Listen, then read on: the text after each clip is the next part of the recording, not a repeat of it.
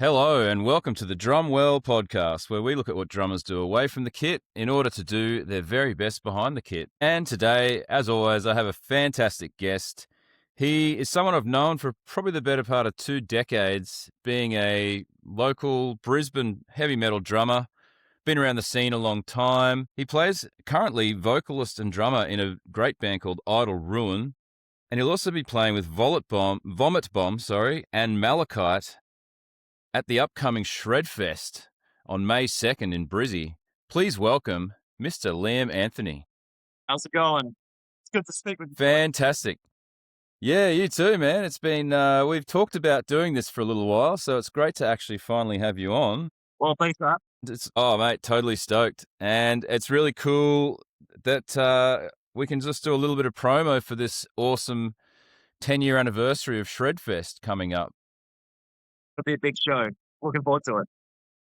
Yeah, me too. I'm actually going to do a little series on this. I did a little solo podcast episode, which explained about how I want to just put a little bit of promotion behind a few things that happen locally, because I'm a very proud Brisbaneite, very stoked to have been a part of that scene for so long and continue to be. And there's just so many great drummers, obviously, not only in Brisbane, but around Australia. And so I've got the pleasure of having a chat to a few of you guys doing multiple sets at Shredfest on May the 2nd. Yourself, I think you're doing the most. You're doing 3. Obviously, Malakyte coming back after, what is it? How long since you left Malakyte? I left Malakyte in 2015, so yeah, just a little over 10 years. A little over 10 years. I think they threw in the towel around 2017. So right. Yeah. Because then they had Pete Robertson for a while. And are you guys sharing the duties at Shredfest? So yeah, that's what we've been talking about, is like who's sharing which songs and which duties. Because we've got Muzz, the vocalist, who came in later after Oompa, and then after I left Malakyte, we had Pete. So yeah, we're discussing. We're all having negotiations on who's going to play what, and but yeah, we're just gonna have fun, dust off some old cobwebs, and yeah, just have a great time doing this. That's great. Yeah, because I mean, Malakyte, especially through the sort of, the post-noughties, the CQ, PN, TMS, Southeast Queensland post-noughties thrash metal movement, were really like the forerunners. Like, you guys were doing a lot of touring, a lot of international supports. Definitely a fun band to watch. So it's really cool that you've decided to sort of get back into it and also include everyone, Yeah. Because like having Oompa back, that's cool. I mean, speaking of Oompa and Laggy now, that's basically yourself and those two were the start of Malakyte, and also now Vomit Bomb. Yeah.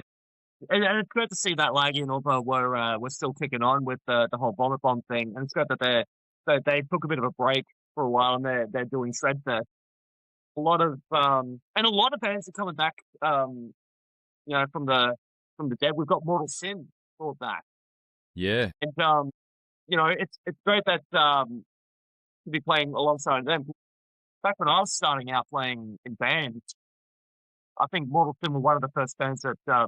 My very first band, we opened for them at the Lion's Den, if you remember that venue back in the day. I do. And the day we played with Mortal Sin, well, that was my thrash awakening, as I like to call it. Yeah, nice. Was that possible that my band Headcase played on that? Because I'm pretty damn sure that I played with Headcase and Mortal Sin at the Lion's Den. I think that might have been, you guys as well. Yeah, it was Metallurgy, my first band. I think Headcase were on that as well. Yeah, because they'd sort of come back from a bit of a hiatus at that point too, and I know they supported like Anthrax at the time, and then did their own tour, and then they did that. The Lions then was that all age venue, which was just like killer. It's gone now. It's bulldozed. Yeah, now an office building or something. Yeah, but it was. Very cool to have such a venue in Brisbane at the time. Absolutely. Yeah. Do miss those hectic days when we were just teenagers and playing shows at the Lions Den. I guess you and I, we've been around the traps for quite some time. We've seen so many venues come and go. We've seen such an evolution of Brisbane's metal scene. I mean, you've been around a little bit longer than I had, but yeah, seeing the Basement and then Pop Phoenix and then 299 and what else we have? The Step In. There, the Step In, Yeah. the so many different venues through the valley as well. Yeah. Yeah, it's hard to remember just off the top of your head, but it's kind of cool. I think it's the way it goes with scenes. You'll never kind of kill the scene in that respect, where a venue goes and it's sad, but something will replace it. And then, I mean, I've been to certain towns and places around the world as well, where it's like there's bands and they want to play, so they'll play. They'll find a hall, they'll rent a room, they'll do something. They'll play in someone's backyard. I've played shows in garages and in abandoned warehouses. I did a tour with a band that I played drums with, Wish for Wings, many years ago, and they used to just haul their own PA and bring everything and like hire out a PCYC and just have all ages shows. They'd even sell their own like soft drinks, They just set the whole thing up, just paid the room hire, and they had quite a successful little thing going on doing that. So Yeah. And also, like, you'll never really kill the scene. and I think it also ties down to Shredfest. Like, I've known Mousy since the Basement days. Like, he came to Metallurgy shows, and he started putting on the Medal of Honor. I think the first one he did was at 299, where Yeah, I think that's where I think there's an Irish pub still standing there currently. yeah, it And is. he bounced between Rosie's 1 month and then Step In Step In. the next month. And yeah, and then he started putting on shows on the back room where Chardon's Quarter used to be, where Quiet used to be. Mm-hmm. And he's still kicking on with Shredfest. It's great. Like, it's been 20 years he's been in the scene. And I think he's one of the beating hearts of Brisbane metal as far as shows are concerned. Like, he's venues have come and gone, but he's never given up. It's great to see that he's still kicking on with Shredfest. Yeah, and it's quite cool that he's sort of created that brand, the Medal of Honor and Shredfest brand, and it didn't matter about the venue; it was the brand. Exactly. Wherever it's on, people know, it's going to be a good show. Mousy always does a good job. Definitely one of the beating hearts of the scene. I mean, he's had his timeouts and stuff as well, but he'll always be in a band. I don't think I've ever really had much of a timeout. I've always kept doing it. I guess now, is probably I'm still active with bands and I'm still doing stuff behind the scenes, but probably now's the least amount I've played in a long time. So it's kind of nice. It's kind of cool to just do life a bit, but still play music and still play drums. And I mean, I got a busy year coming up, but I guess the last 10 months have been a bit quieter for me, so that's been kind of cool too. Yeah. So, triple duties. Obviously, Idle Ruin, you're doing vocals and drums, which is another thing in itself. But playing for 3 bands on a show on one day, like, what's your sort of mindset behind that? How do you prepare for something like that? Really have a preparation plan for that. I mean, I obviously do my stretches and warm up before I got to play, but I kind of go for it. I think the most I've ever done in one show was two bands, but it was one after the other. I've done that a few times, and once you're warmed up, you just keep going. Like, don't shut off the engine. But for this, because it's going to be like 3 bands at separate occasions, warm up for each time. And I don't think I've done more than 2 sets consecutively. But Right. it's going to be interesting for sure. We often joke, like we were mentioning about like Pete's sharing some of the songs with Malakyte. I did joke with the guys saying I'm glad that he is, because I'm going to be absolutely ruined by the end of the day. I think Malakyte's going to be much later on the bill as well, so I'm going to be tired and probably a little bit worn out from doing Idol and Vomit Bomb. It's like, yeah, Pete, take it away from me, buddy. Yeah. Well, that's probably kind of cool. Like, well, that all right, I've got 2 more songs, then I can have a breather, and Pete's going to jump in. Yeah. That's kind of cool. Yeah. But I mean, you had your own fest where you played. It was just what about 6 or 7 bands where it was all you drumming and.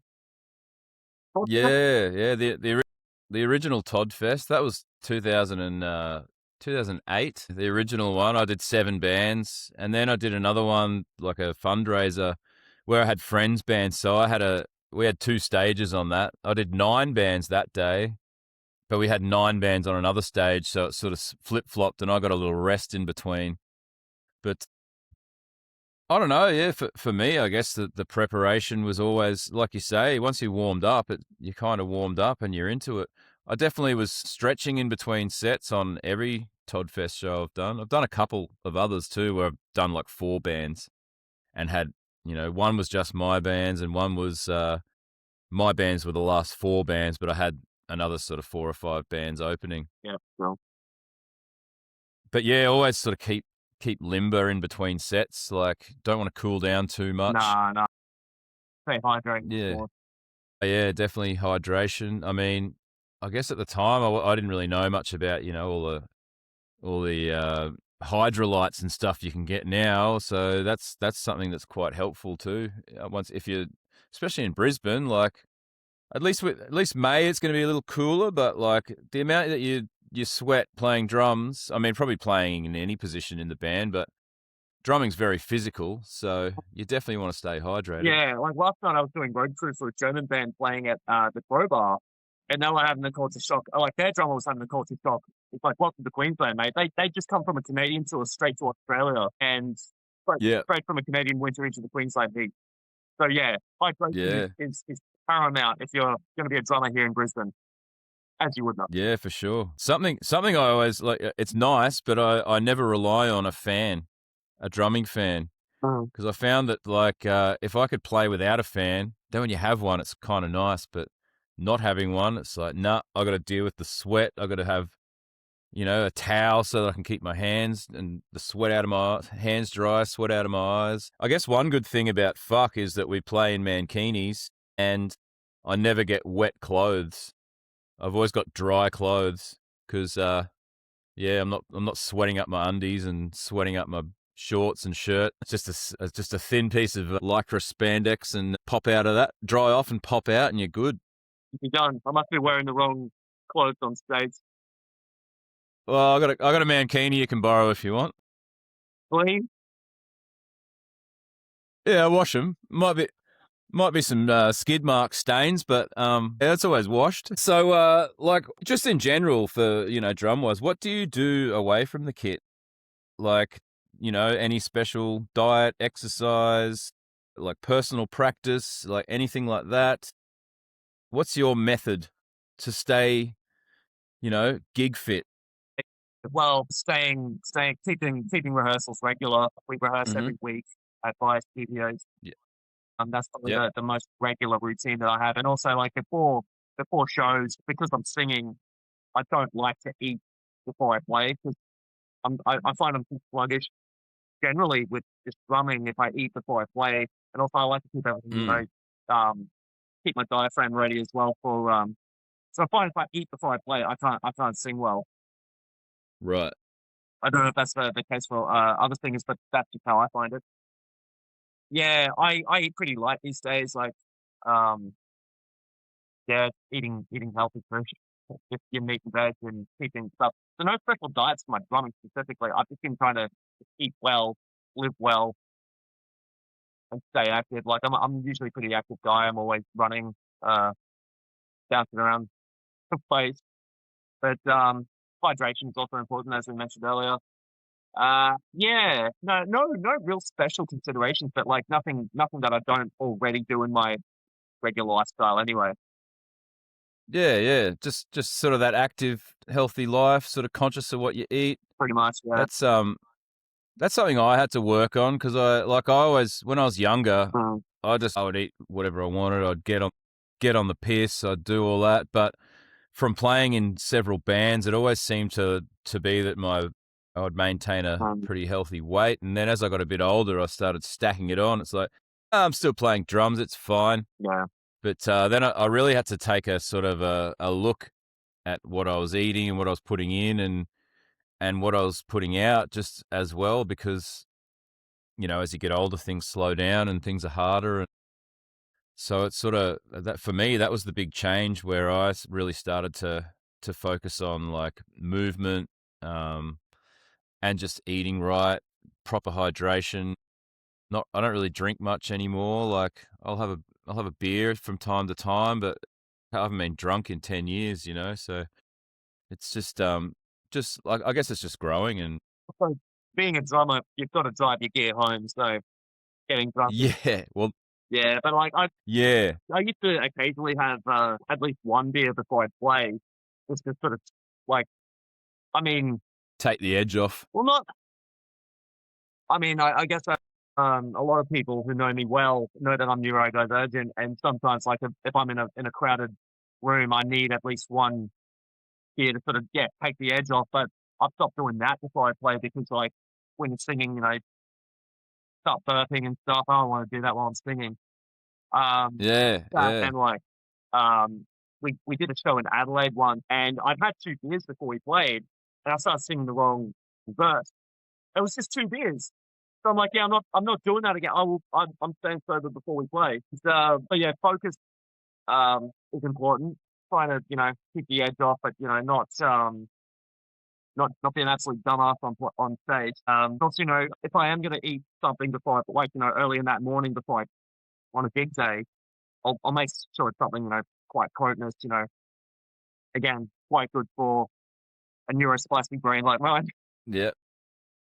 Yeah, I'm very much the same. Like especially with eating, like I can't eat right before I play.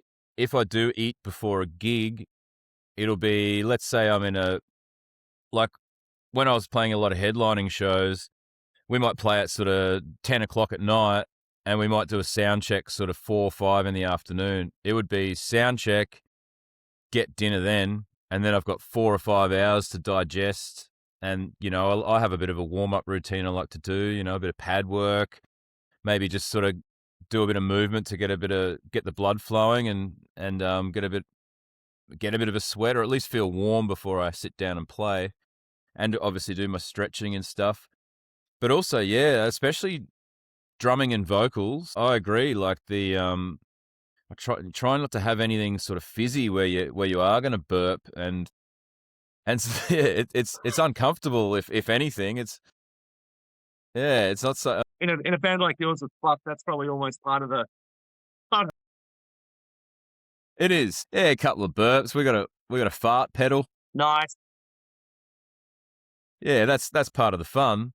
But I definitely like to feel like pretty good. You know, we had a rehearsal, a fuck rehearsal this morning, and I sort of just got up and went there. I didn't have any kind of like food or anything beforehand because it was just too early in the morning. It was like a 7 a.m. jam. It was awesome. But yeah, so we sort of do it before Dan works, and I work in the afternoons. So yeah, yeah, it's different. We've done that for quite a few years, like the early morning jams. Yeah, It's actually kind of fun. yeah, that's interesting. Yeah, yeah, never done that before. Yeah, That's yeah, cool. Yeah, yeah. Well, it's because I work late, and then sort of Dan's quite flexible, so I get one night off a week. You know, like I get weekends, but usually there's gigs on, so I get one night off a week of work, and like, to be honest, I don't really want to spend that jamming. I'd rather spend it at home yeah. with my lady, you know, or doing something constructive, doing something different. So yeah, yeah. Um, so have you ever had any like injuries that have sort of stopped you from playing that you've had to work through, and like what did you do if you did? Been pretty lucky, um, Mm-hmm. touch wood. I Yeah. mean, I've had the occasional sprained ankle or something like that, but, you know, it would always heal in time before a gig. I think something I like sort of close to that, I was playing a show where I have a weird food allergy. I was playing a show where I started getting a reaction to that. I was getting a migraine, like Right. my vision started going out, but luckily we had about a couple of songs left, so yeah, I was able to fight through that. Anytime we've got a gig coming up, always, I take no risks with my food, like try to avoid any kind of food that might contain what it is I'm allergic to. So, and that's always fun. Luckily here in Australia, they've really cracked down on being more transparent with what is added to foods these days, which is good. So there's a bit more awareness. So that's probably the closest thing I have to avoiding injuries prior to shows Right. or things like that is the food allergy thing. But other than that, yeah, I've been very lucky not to have had any serious injuries that have impacted my ability to play. Mm. I mean, there's the occasional time when I've nicked my hand on a hi-hat blade or cymbal, Yeah. the rim of the snare, and you just gotta keep going. Yeah. How about yourself? Definitely. Has anything ever done that for you? Or I mean, I've definitely had plenty of busted knuckles, and mm, like the snare looks like a murder scene at the end of the set. That's kind of cool in a way. mm, I haven't had the food allergy thing. That's an interesting thing to have to think about. But yeah, I've had little like niggles. Nothing that's ever stopped me playing. mm, Obviously, the reason this whole podcast came about was I had a back thing several years ago, degenerated L5S1 disc in my back, and I could still play, but like after a set, it was really hard to get up, and it was also really hard to pack up and mm, like load out and stuff. But I actually did a functional movement training course, which has basically fixed it. My back's probably almost better than ever. Like it's not like a young back, but it doesn't hurt. I don't get spasms. But that was probably the worst, I guess, injury I've had that I had to work through. And it never stopped me playing. Like the good thing with my back issue was I could go to bed, like, lie down flat for 8 hours or 7 or 8 hours and wake up the next day and it was like pretty good. Unless I'd ever had a real hectic night the night before where it might be a little bit tight, yeah, it was always pretty good. So, but yeah, I did this functional movement training course and basically teaches you how to move again, how to move with the mechanics of your body rather than some of the habits we get into, like slouching yeah. and, the way we sort of tend to move. I've had a couple of shoulder. I had a shoulder thing at one point. It really flared up on a tour once. I'd never really had it before. Again, I could still play. It just sort of hurt to hit certain areas on the Mm, kit, but I could still play. I could still play a set. I would blast beat for an hour. It was fine. But it was like I can't remember what that was. It was it was just like a little connecting tissue that sort of flared up. But I went and saw I always see a specialist.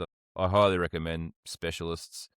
You know, yeah, like I tell a lie. There was one occasion. It was a couple of weeks before Idle Ruins album launch. I was getting like weird spasms in my back and something like that. I thought something was I'd really, really, done damage to it. Went to see the physio. They said, "No, mm, look, you just got muscle tightness. That's all." I told him, "I've got this gig coming up in 2 weeks. You reckon I'll make it in time?" He goes, "Yes, if you do this exercise where I have to sort of move my pelvic muscles in a special way." Yeah, so I had to do that every 2 hours. And while I'm at work, sitting in an office chair, I'm just like, "Guys, don't laugh at me while I'm pelvic thrusting with the." But yeah, came good in the end, and that was also like a side effect of, doing the vocals and drumming and not sitting yeah, properly. So I've had to learn how to sit properly and, especially with the microphone, reach that properly as well. And, like, we're not getting any younger. We've got to look after ourselves. yeah. It's definitely a thing. Mm. It's definitely find physios have been good. I also got a lot out of myotherapy. You might know Pabs. He used to play in he plays in a bunch of bands. Probably the most popular one he played in was Motormoth back in the day. I know about off, yeah. Yeah, he's awesome. I've sort of been seeing him on and off over the years, and just sort of going in for a cert like I'm the car and he's the mechanic. Just sort of go in and For sure. get anything looked at and yeah.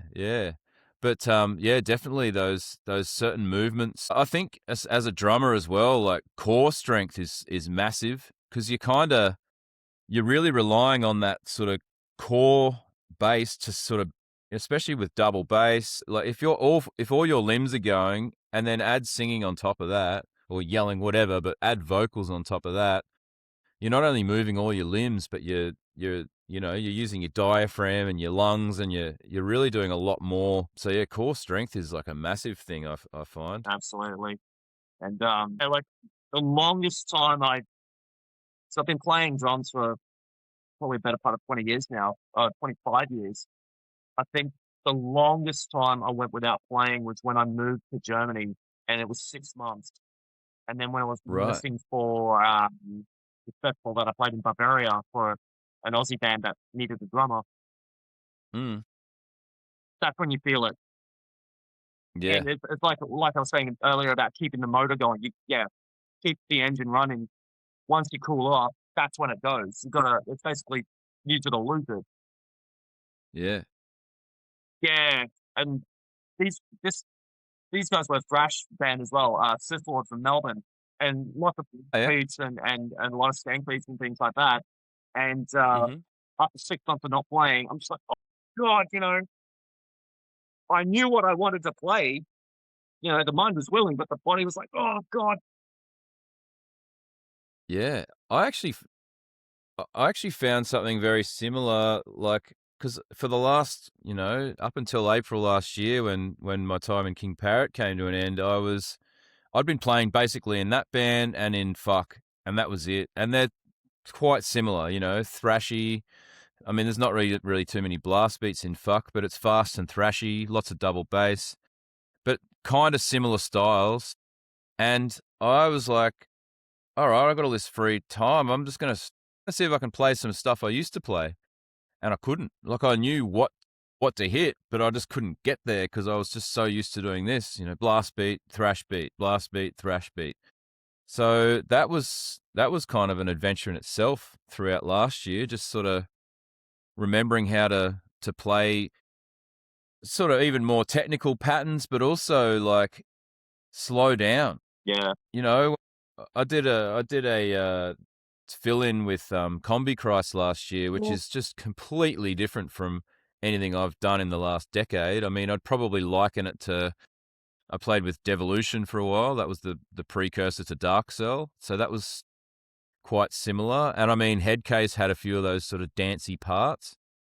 But to just jump in and learn that, and it was like, I need to slow down a little bit here. It was cool to play to a click track. We played live to a click track, but yeah, just to slow it down and just like be conscious of that. Where it's not like I don't have to think about playing blast beats, but yeah, I really have to think and focus on getting those parts, just so that, because people are jumping around, and you're the drums are the backbone of every band. That's what people are moving to.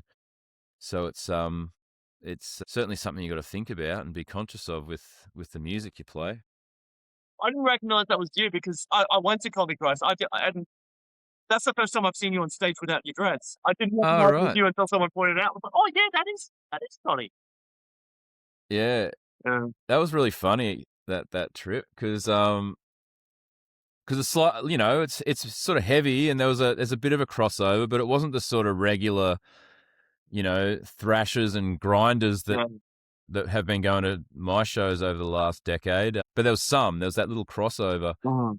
And like, I only met those guys the night before. We didn't rehearse or anything. It was just learn the songs. I talked to them online, learn the songs. We met up in person. I had dinner with Jamie, the guitarist. I met Andy. Then I met Elliot. Yeah. And then it was like, all right, see you tomorrow. And we just rolled in, did a sound check. That was the first time I played with them. And then the first time I did the whole set was that show. So yeah, so that was a really good confidence booster, especially after that was my first show in 6 months. I hadn't played in 6 months. That's probably the longest I haven't played a gig. Like, even during COVID, I was playing more than every 6 months because we had a lot of. We were lucky in Brisbane where we still had shows, and Yeah. there was little periods where things opened up and we could do a few bits and pieces. But Sit down shows. I remember them. Yeah, people had to sit down and watch. Yeah. I never actually did any of the sit-down shows, but I still got to play, like the Mansfield was a great thing for Brisbane because it was such a big room and you could Wow. sort of do a local show and have a couple of hundred people in there and they could spread out, even though everyone was in the mosh pit. They could sort of, technically socially distance and it was like, okay. Yeah. But yeah, it was strange times.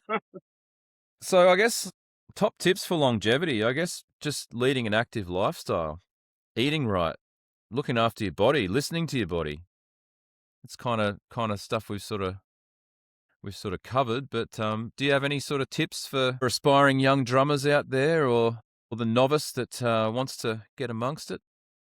Basically, my advice for anyone like starting out in metal or punk or any sort of hard, heavy genre is get your technique right. Yes, it's loud, heavy music, but there's no need to bash the hell out of your kit because repairing that shit is expensive. Yeah. If you've got good tuning, you've got good stick bounce, you won't need to really hit it. That's my advice. And it's also, look after yourself and, if you get calluses on your hands, well, then you're doing it right. Yeah. You kind of want the calluses, I find. You kind of want the calluses, yeah. Find the right, yeah, and find the right stick. Find the right stick. Like, some people started with 5/8 and then they work up from there. Mm-hmm. So yeah, and some people prefer lighter sticks, especially for blasting and stuff. So, and that's something I had to learn was when I started getting into more extreme metal drumming. I actually realized I had more of a feel for lighter sticks. Yep. What But that's my advice. are you using stick-wise? So when I'm playing idle, I'm just using 5/8. I used to play extreme 5Bs and 2Ds. Yep. Not anymore. Mhm. I've scaled back to 5/8 again. Yeah, right.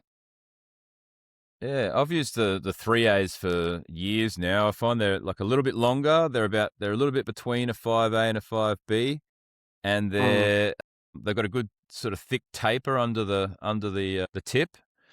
Yeah, Because I used to smash tips off, yeah, but yeah, and they're really well weighted. So like if I drop it, I can still kind of finish a song holding it the wrong way if I can catch it. exactly. Yeah. Yeah, but I definitely agree with that, like getting the technique, because I was the same when I started out drumming.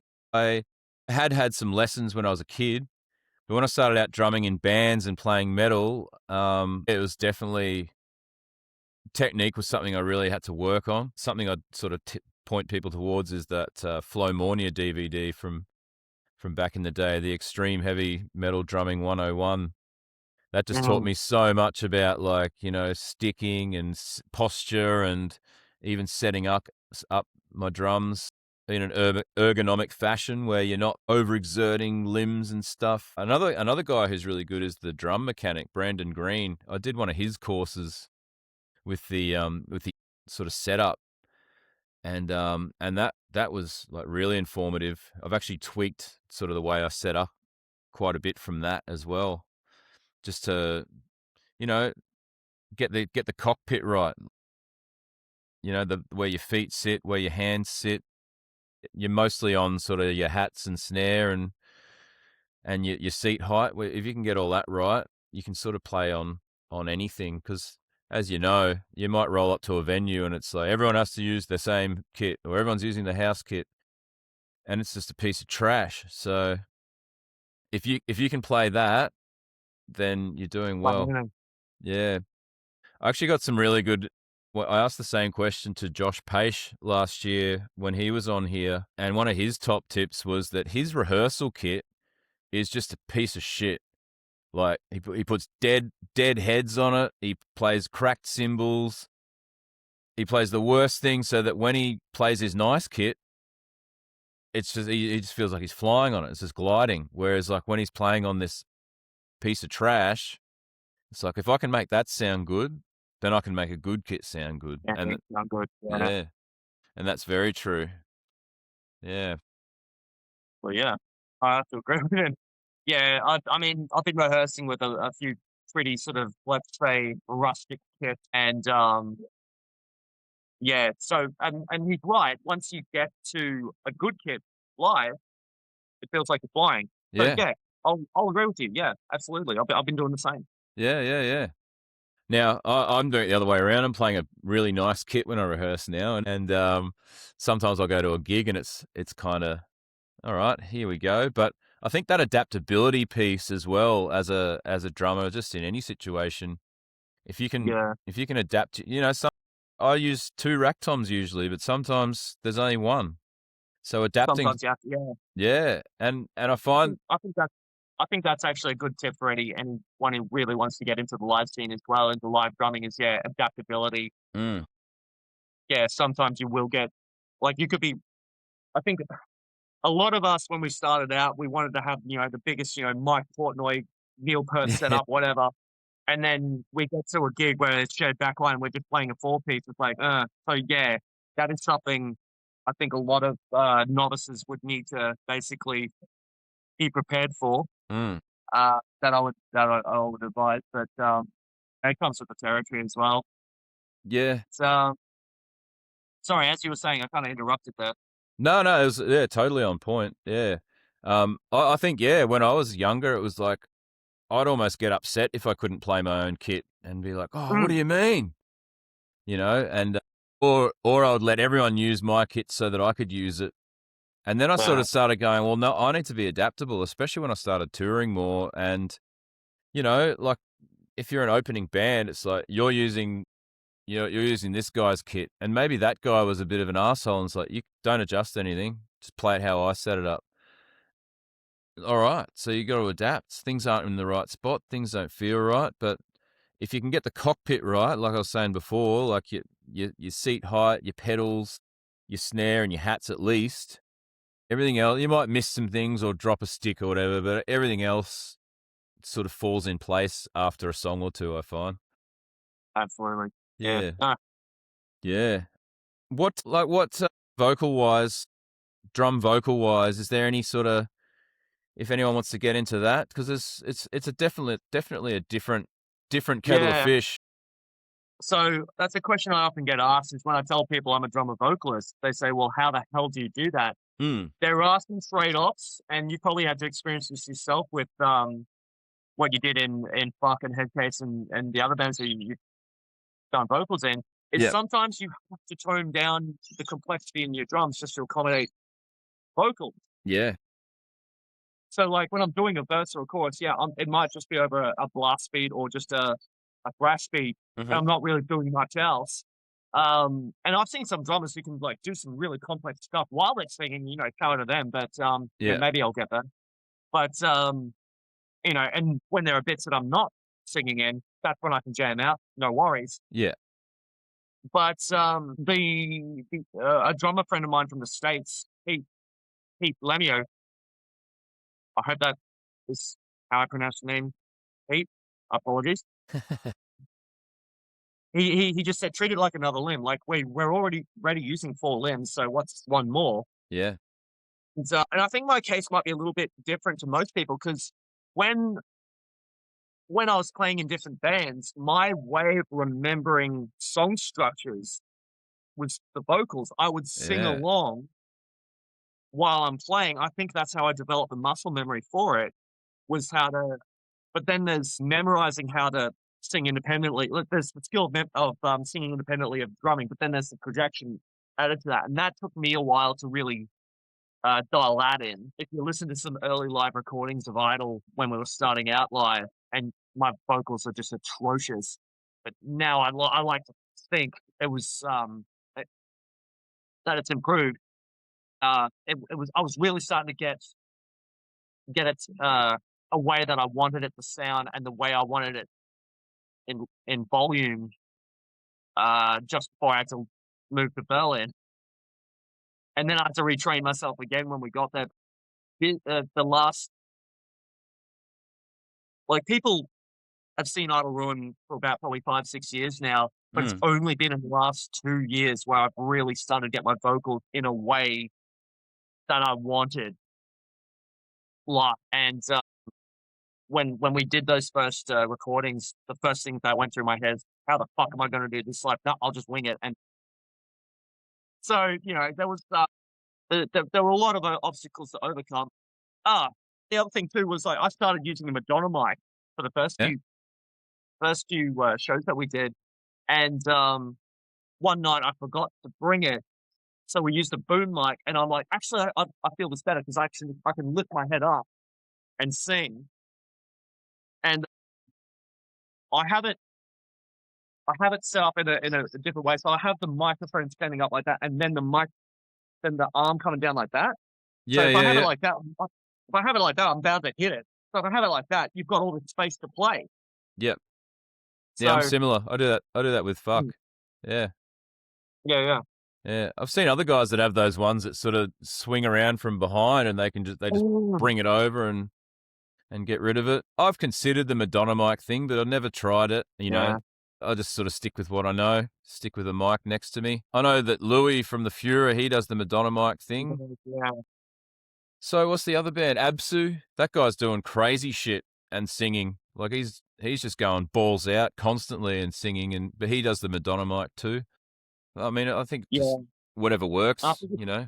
the trick is you need to get a headset mic. Like the one I had, it was a cheap one, Hmm. and I don't think it was powerful enough. And the problem was, I think the sound guy kept getting snare Yeah. spillage into my headset. So I've had better luck with a boom mic over the headset. Yeah. Yeah, I love a boom mic because you sort of, especially like you say, if you set it up in a certain way, you don't really hit it. It doesn't really get in the way. I kind of also turn my head a little bit. But yeah, Uh, I definitely do adapt parts around vocal patterns. And I'm the same as you where which is weird because like when you're writing a song and there's no lyrics, you just remember the song. But as soon as there's lyrics and like a vocal pattern, I would sort of always listen out for those cues. Even if I wasn't doing vocals, like I'd always listen out for those certain cues to be like, oh yeah, this bit's coming up now, and if I'm learning stuff that's like pre-existing, if I'm doing a session or whatever, I'll always use vocals as a cue. okay. It's just another rhythm. It's more of a rhythm to me. I don't often know what they're saying, but it's just a rhythm, like a pattern, and I'll sort of use that as a like a guiding point, I guess. Yeah, Absolutely, yeah. yeah, interesting. That's cool. Well, Shredfest, May the 2nd, Brisbane. If you don't live in Brisbane, you should come to Brisbane and you can watch Liam play 3 sets. I'm singing one of them. Yeah, and sing in one of them. That's going to be awesome. I caught Idle Ruin at the last time I caught Idle Ruin was at Necrosonic, another great Brisbane festival, and that was awesome. Like it was sort of, I don't know, early afternoon, the whole room was packed. And you guys had a really great set that day, and like your vocals sounded mint. It was really great. Thoroughly Thank you. enjoyed that. Yeah, so I'm looking forward to seeing it at Shredfest. That was actually funny because we played a song from the album that I again when we were doing vocals for it. Our engineer Brendan Pip, he was just like, Liam, you're never going to be able to pull this live. I said, well, I don't ever really intend to play this one live. This is going to be a studio only track. And then when we were preparing the set for Necro, Caleb was like, oh yeah, I'm bringing out Orbiter Class. We're going to play that one. I'm like, fuck, how am I going to? But we did it. Yeah, Yeah, it was a great time. Kento's done well with that festival as well. He's another lifer in the Brisbane scene. He's done incredibly well. It's great to see he's organising shows again. yeah, yeah. That was the thing. Like just the whole vibe at Necrosonic. It's like, yeah, this is like a classic sort of Kent fest. You know, he always did such good shows and festivals and over the years. So it was pretty rad to have all that sort of.